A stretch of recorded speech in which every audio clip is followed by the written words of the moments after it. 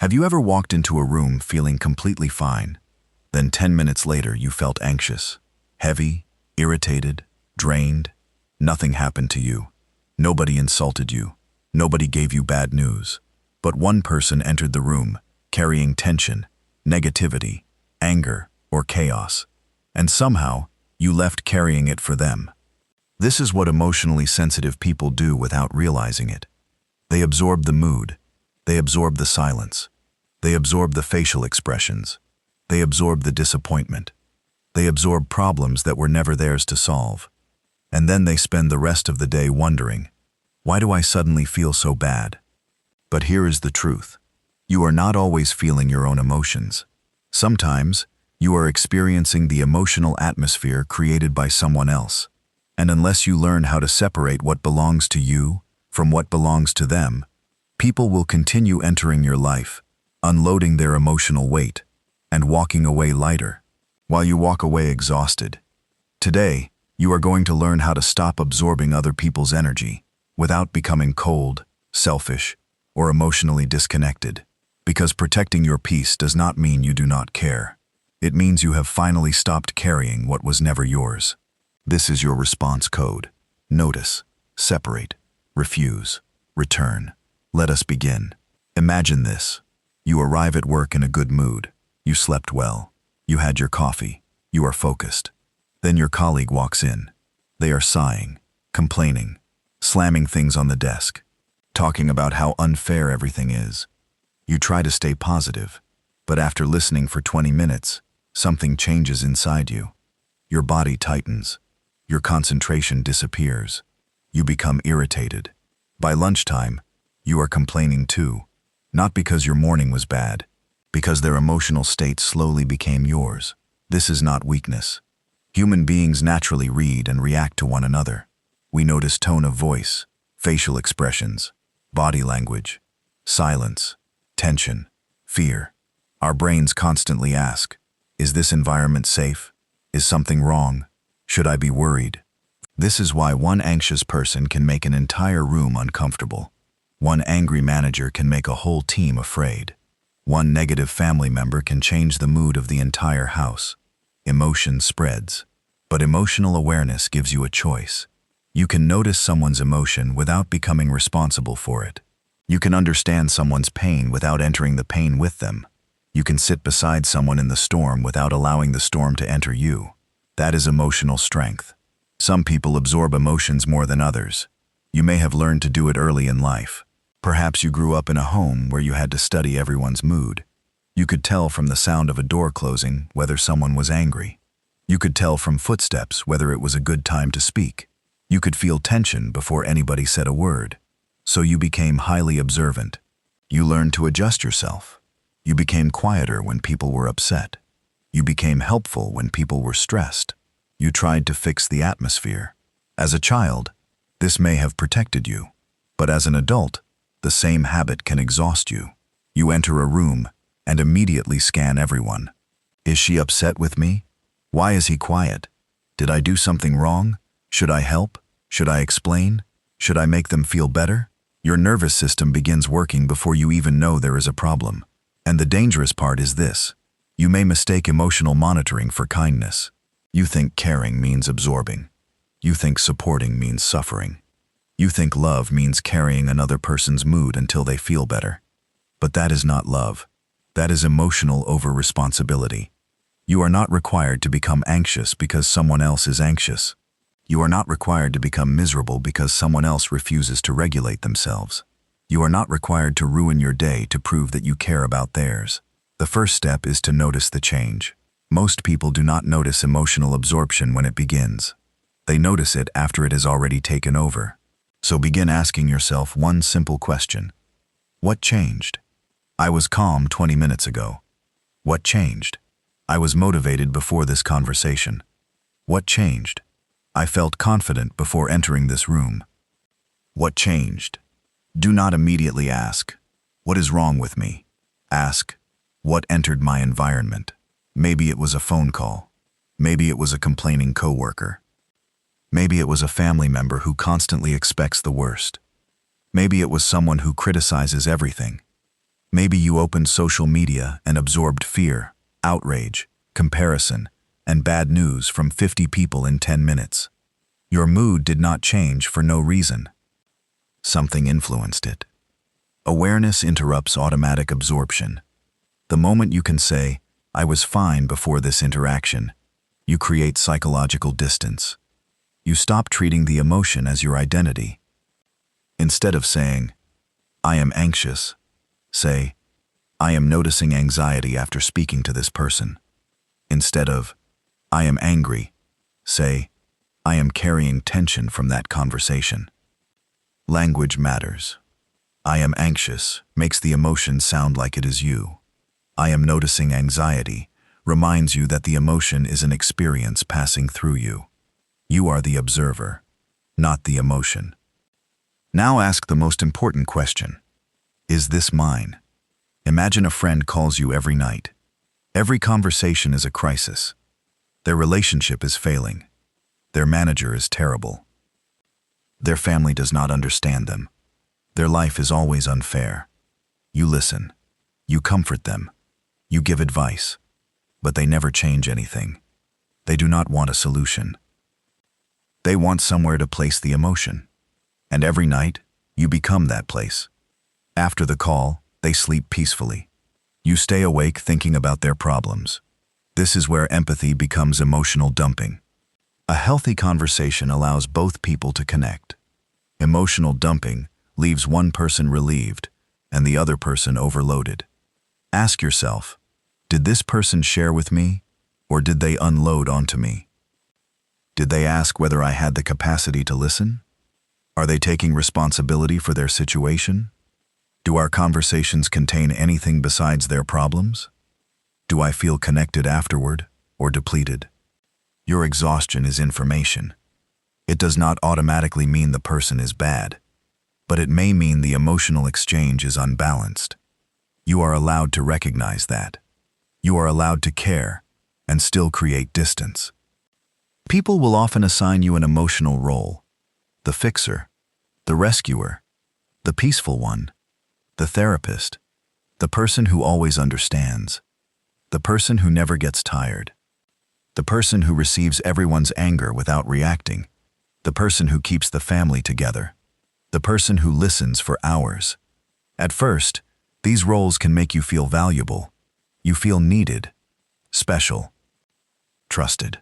But eventually, being needed becomes being used.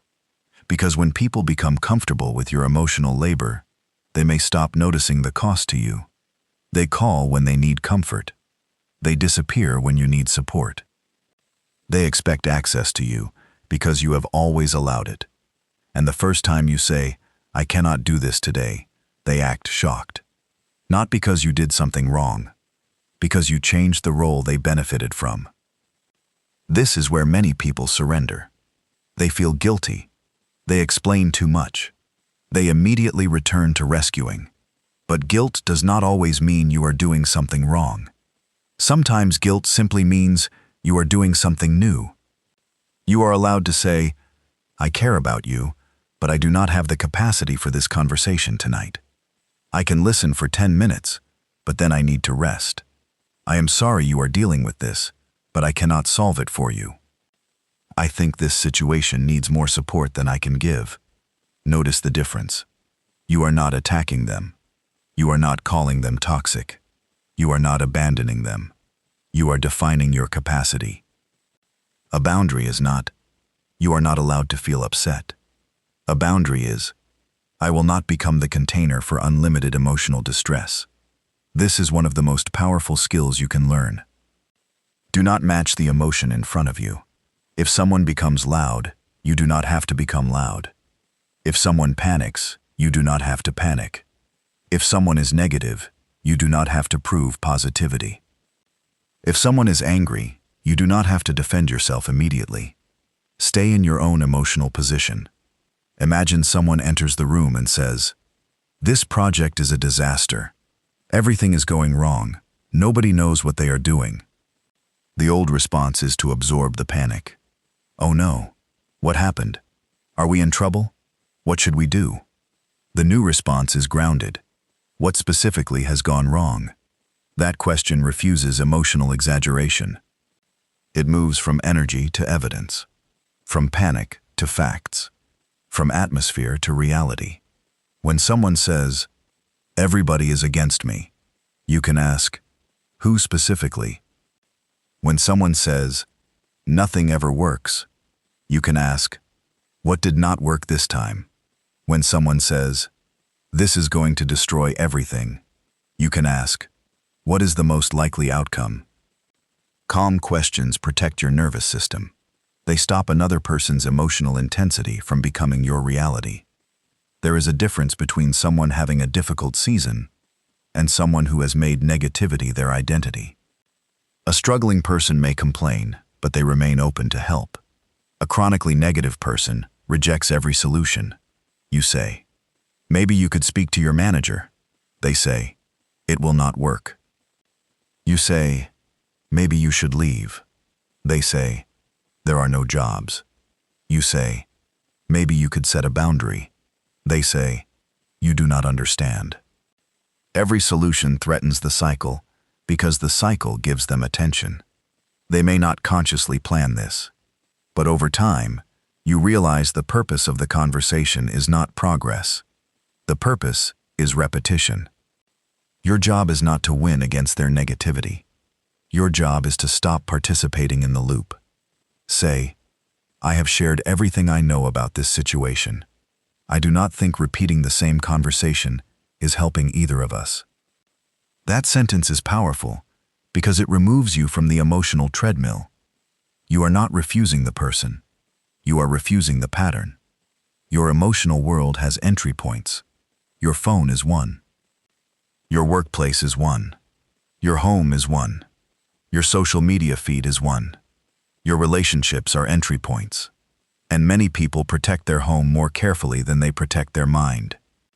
They would never allow a stranger to enter their house and leave garbage everywhere. But every morning, they open their phone and allow hundreds of people to enter their mind carrying anger, fear, gossip, outrage, tragedy, and comparison. Then they wonder why they feel emotionally heavy before breakfast. Pay attention to what you consume. Not everything deserves access to your nervous system. You do not have to watch every argument. You do not need to read every comment. You do not need to know every frightening story. You do not need to remain available to everyone all day. Silence notifications. Leave the group chat. End the call. Take lunch alone. Walk outside. Create moments where nobody is asking anything from you. Peace needs space. After a draining interaction, do not carry the person into the rest of your day. Create a reset. This can be simple. Take a slow breath. Relax your jaw. Drop your shoulders. Walk for 5 minutes. Wash your hands. Change rooms. Write one sentence. This belongs to them. I do not need to continue it. Your body needs a signal that the interaction has ended. Otherwise, the conversation may continue inside you for hours. You replay their tone. You imagine future arguments. You create responses they never asked for. You try to solve the entire situation in your head. Stop. The interaction is over. Return to the present. Ask, what was I doing before this person entered my emotional space? Then continue. Do not give someone a full day because they had access to you for 10 minutes. When you stop absorbing people's energy, some people will say you have changed. They may call you distant, cold, selfish, different. But often what they mean is, you no longer regulate my emotions for me. You no longer agree with every complaint. You no longer answer immediately. You no longer let my mood control yours. You have changed, and that may be exactly what needed to happen. Kindness without boundaries becomes self-abandonment. Empathy without separation becomes exhaustion. Availability without limits becomes resentment. You do not need to become hard. You need to become clear. You can be compassionate without becoming consumed. You can listen without carrying. You can support without rescuing. You can love people and still allow them to experience the consequences of their own emotions and choices. The next time someone's emotional state begins entering your body, remember, notice. What changed inside me? Separate. Is this feeling actually mine? Refuse. What role am I being pressured to play? Return. Give the emotion back to the person or situation it belongs to. You are not a storage place for other people's anger. You are not responsible for every uncomfortable silence. You are not required to rescue everyone who refuses to rescue themselves. Your peace is not something people should receive only after everyone else is satisfied. Protect it. Because when you stop absorbing everything around you, something surprising happens. You become more present, more patient, more compassionate, not less. Because now, when you give from strength, not depletion. When you listen by choice, not fear. And when someone enters the room carrying chaos, you can notice it, understand it, and still refuse to take it home. That is the response code. Feel the room. Do not become the room.